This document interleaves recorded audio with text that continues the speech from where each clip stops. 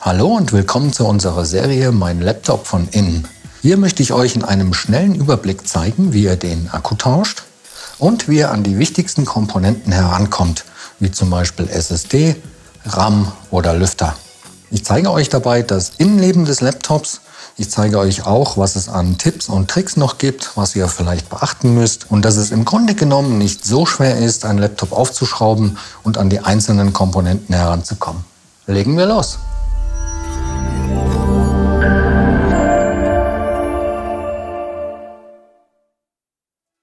So, wir haben hier ein Gerät von Schenker und zwar ein XMG Pro 17 und ich zeige euch auch gleich, wo ihr die genaue Modellnummer dazu findet.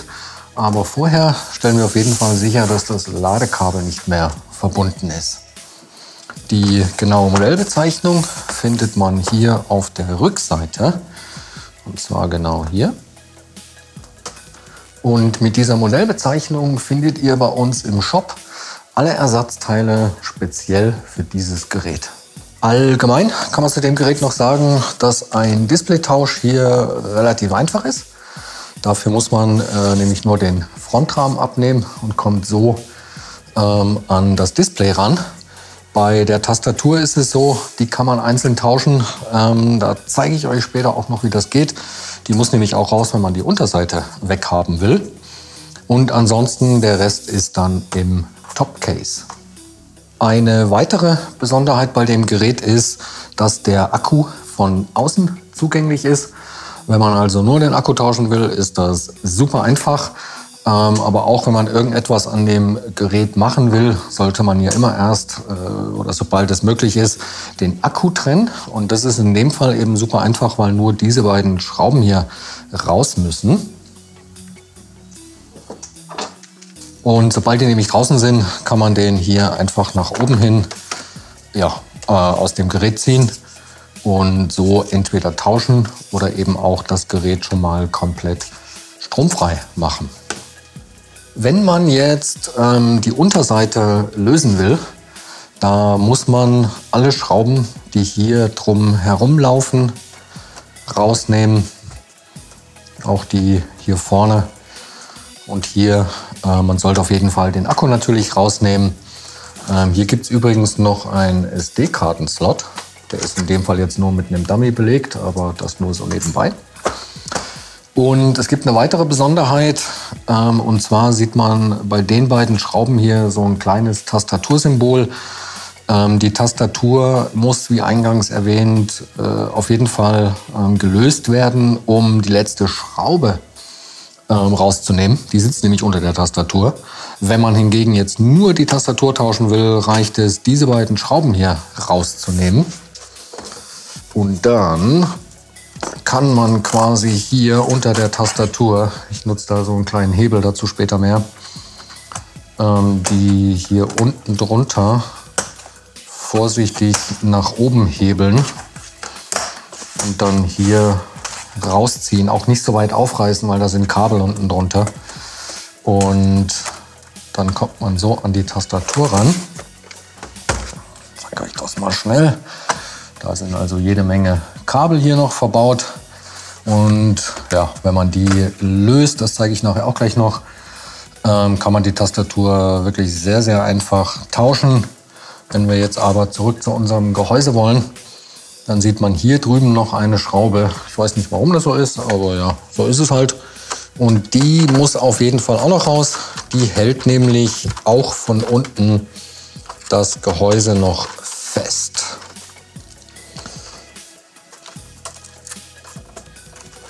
So, hier sind übrigens wirklich so gut wie alle Schrauben gleich lang. Also auch die ganzen Schrauben auf der Rückseite von dem Gerät sind alle gleich lang. Da muss man nichts Besonderes hier aufbewahren. Und jetzt zeige ich euch mal hier, wie man die Tastatur rausnimmt. Und dafür muss man diese Verbindungen hier aufklappen. Jeweils. Und erst wenn die aufgeklappt sind, kann man die Kabel hier quasi rausziehen.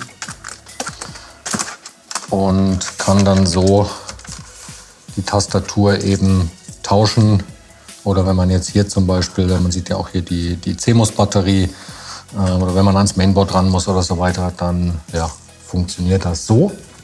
Und beim Wiederverbinden ist es so, da muss man einfach nur schauen, dass das Kabel dann auch wirklich wieder richtig drin sitzt. Also auch gerade und nicht so verkantet, wie ich das hier gerade mache. Ich hätte das Handy auf jeden Fall nicht in die Hand nehmen sollen. So genau gerade rein.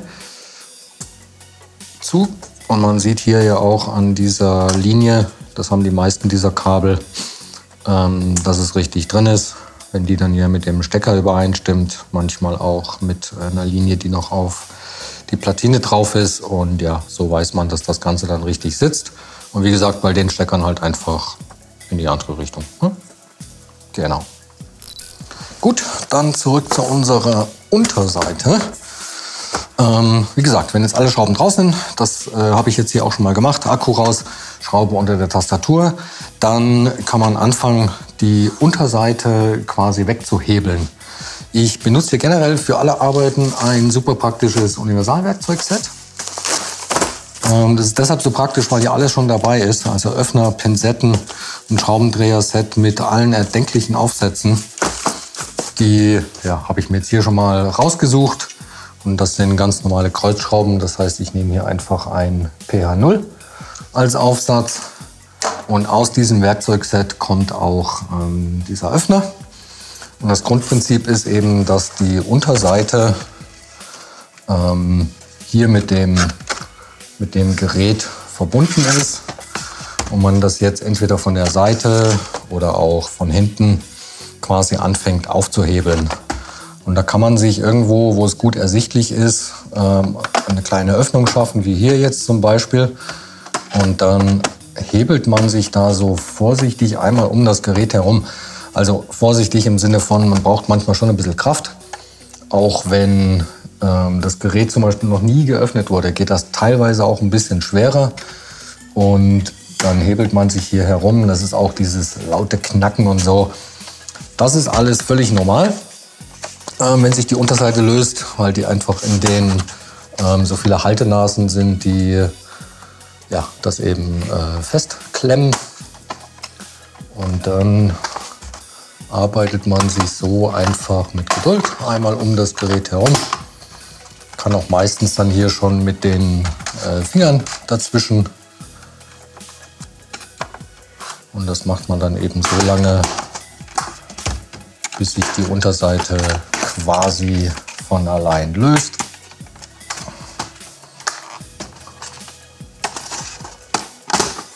So wie jetzt in dem Fall.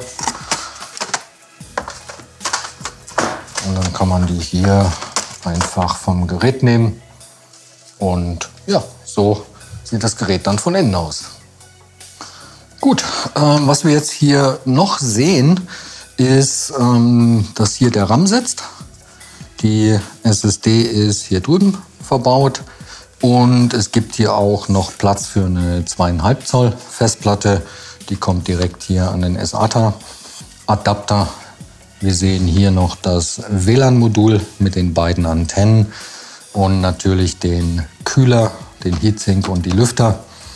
Und eben auf der anderen Seite, wer jetzt direkt hier hingesprungen ist, die CMOS-Batterie, die sitzt hier oben unter der Tastatur. Die ist wirklich nur hier reingesteckt, also die kann man jetzt hier einfach so rausmachen. Und wenn man jetzt den RAM tauschen möchte oder erweitern möchte, hier sind jetzt zum Beispiel 2 Steckplätze, von denen jetzt nur einer belegt ist. Das ist super simpel. Dann sieht man hier diese beiden silbernen Klammern und die muss man nur so ein bisschen nach außen ziehen. Und dann kommt der RAM einem quasi schon entgegen. Kann dann so auch getauscht werden. Und ja, also das Einzige ist, ich würde jetzt, wenn man so ein bisschen fettige Finger hat oder feucht oder so, dann würde ich nicht direkt hier vorne an die Kontakte fassen, einfach immer seitlich. Und es ist auch so, beim Einbau kann man nicht viel falsch machen. Der geht nämlich nur in eine Richtung. Also der würde so gar nicht hier reinpassen. Und der kommt dann einfach wieder in den Slot zurück. Das Ganze rein, wird nach unten gedrückt, bis die beiden Klammern wieder einrasten. Super einfach. Die SSD, die wir jetzt hier sehen, genauso einfach. Die wird nämlich nur von einer Schraube hier unten gehalten. Und sobald man die draußen hat, ja, gleiches Prinzip, die kommt dann hier schon ein bisschen entgegen, aus dem Slot ziehen und kann so auch super einfach getauscht werden. Und auch hier, genauso wie beim RAM, geht nur in eine Richtung, würde so gar nicht reinpassen. Das heißt, beim Einbau kommt die einfach hier in den Slot zurück, wird hier hinten drauf, die sitzt hier also auch noch mal so, das merkt man. Und dann einfach wieder verschrauben. Und das Ganze geht hier wirklich ratzfatz. So, die Lüfter gibt es in dem Fall hier nicht einzeln. Die muss man mit dem kompletten Heatsink wechseln, wenn man das machen will.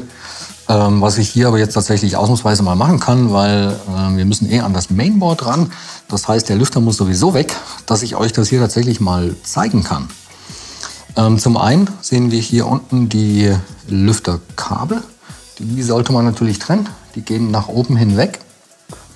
Und da würde ich auch schauen, dass man da eher am Stecker selber greift und nicht an den doch recht dünnen Kabeln hier. Hier drüben auch.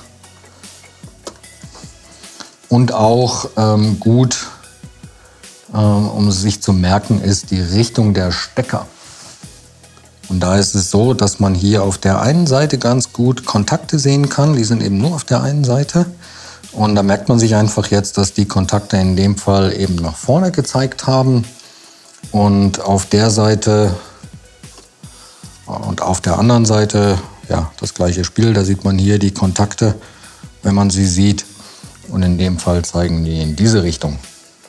Genau, und dann muss man eigentlich erstmal nur alle Schrauben lösen. Die sind ja auch praktischerweise allesamt nummeriert. Kann man jetzt hier in dem Licht wahrscheinlich nicht so gut sehen, aber selbst hier drüben für diese Schrauben, das wäre jetzt hier zum Beispiel 7, 8, 9, sind Nummern dran. Hier sind auch nochmal Nummern und eben hier natürlich genauso. Da haben wir 10, 11, 12 als Nummer. Und man muss sie nicht in der Reihenfolge machen, aber man muss auf jeden Fall alle, die eine Nummer haben, abschrauben. So, genau, ich mache das im Schnelldurchlauf. Was man nur wissen sollte, ist, dass die Schrauben hier direkt am Heatsink, die kommen nicht ganz raus. Die haben auch so eine kleine Federung hier quasi. Die werden quasi nur gelockert. Die Schrauben, die den Lüfter selber halten, die kommen jedoch ganz raus.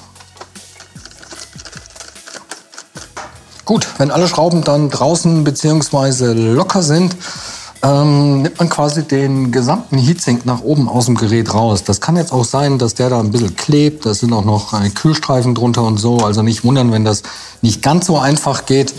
Das Grundprinzip ist aber, dass man wirklich versucht, den hier einfach nach oben hin vom Gerät zu nehmen. Und genau, da sieht man eben genau das Prinzip. Das sind alles hier Kühlstreifen. Und da kann es auch sein, dass so ein Kühlstreifen hier jetzt zum Beispiel nicht am Lüfter kleben bleibt, sondern dass der dann zum Beispiel hier noch drauf ist oder so. Das ist also völlig normal. Einfach nur gucken, dass man am Ende da wieder alles an der richtigen Stelle hat. Und ansonsten ja, muss man jetzt einfach nur die alte Kühlpaste hier ordentlich wegwischen, genauso wie hier. Das machen wir jetzt auch eben.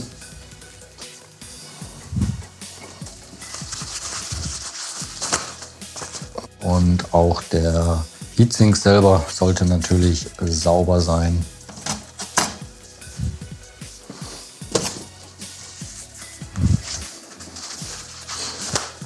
Genau, und wenn dann alles weg ist, dann kann man einfach die neue Kühlpaste am besten direkt auf die Chips machen. Die kommt ja meistens in so einer praktischen Tube. Und ja, das ist eigentlich auch alles relativ schmerzfrei. Einfach ja, nicht zu viel machen. Also man braucht im Normalfall nicht so viel. Einfach so, dass das hier alles bedeckt ist. Und es ist auch so, dass durch den Druck von oben sich das dann auch zur Seite ausbreitet. Also man muss da jetzt nicht schauen, dass da akribisch hier wirklich jede einzelne Fläche belegt ist. So, das war jetzt wahrscheinlich auch schon zu viel. Und auch da, wenn man da ein bisschen zu viel drauf hat, dann kann man das auch einfach wieder ein bisschen wegmachen. Aber wie gesagt, das sieht so eigentlich ganz okay aus. Und danach kommt der Lüfter einfach wieder möglichst richtig rum hier drauf. Eben schauen, dass eventuelle Kühlstreifen und so weiter hier noch an den richtigen Stellen sitzen. Gegebenenfalls dann einfach hier drum wieder machen. Und dann legt man den hier einfach auf die Gewinde wieder drauf. Und das sieht man am besten hier, wo der hinkommt. So und so. Die Kabel laufen ja eh unten durch. Auch das Kabel ist kein Problem. Und dann ja, ist das eigentlich schon wieder erledigt. Und einfach wieder alles verschrauben. Und so schnell kann auch ein Heatsink-Tausch, Kühlflüssigkeit-Tausch gehen. Also ja, kein Problem. So, und das Wichtigste tatsächlich ist eigentlich am Ende nicht zu vergessen, die Kabel auch wieder zu verbinden. Sonst kann man das Ganze nämlich nochmal aufmachen. Und das will man im Normalfall nicht.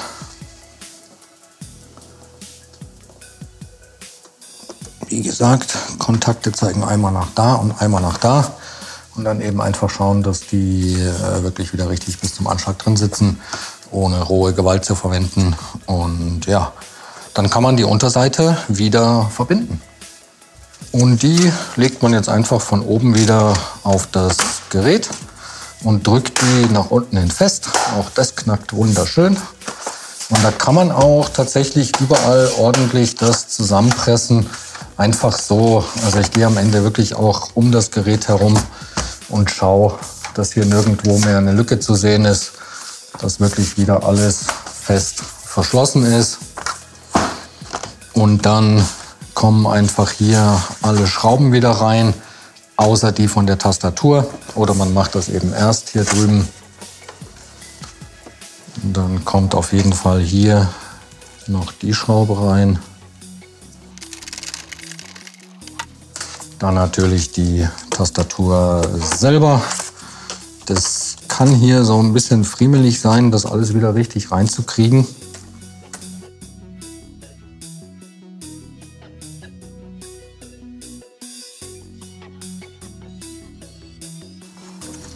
Die Tastatur selber wird dann, das kann man hier vorne ganz gut sehen, hier quasi unter das Gerät geschoben. Einfach schauen, dass da auch wirklich alle Nasen unten drunter sind. Und dann hier wieder nach unten hin reingedrückt. Auch das klappt ganz gut. Da sollte man aber auch wirklich schauen, dass das eben überall einrastet. Hier nicht irgendwelche Wellen noch sind oder so. Also das ruhig ordentlich reindrücken und dann nochmal schauen, dass da wirklich alles geschlossen ist. Und nachdem man das gemacht hat, würde ich sagen, kann man dann auch die restlichen Schrauben hier reinmachen, beziehungsweise wenn man nur die Tastatur gewechselt hat, dann eben die beiden noch. Und ganz zum Schluss, wenn dann alles erledigt ist, kommt dann einfach nur noch der Akku rein. Auch der wird einfach hier reingelegt. Zack, nach unten. Und dann kommen die beiden Schrauben noch rein. Und schon ist man mit der ganzen Geschichte durch.